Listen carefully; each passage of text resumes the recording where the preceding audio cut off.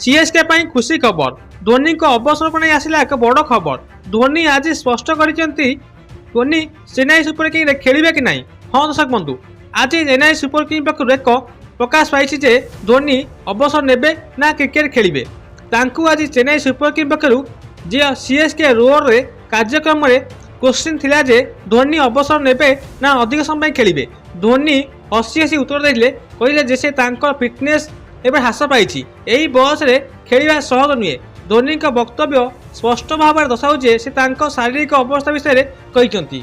CSK एक स्पष्ट संकेत देती। Chennai super king CEO Kashi Vishwanath स्पष्ट कर धोनी संपूर्ण 2026 आईपीएल सीजन पर संपूर्ण प्रस्तुत। से कहते धोनी संपूर्ण फिट सीजन पर उपलब्ध, तथापि पड़िया भूमिका मैच पर निर्भर कर।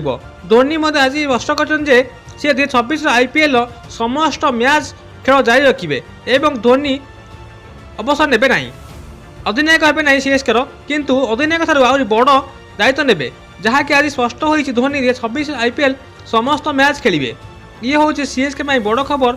एक कथा आम कहूना निजे धोनी कहते Chennai super king CEO Kashi Vishwanath कहते धोनी 2026 आईपीएल समस्त मैच खेलिए।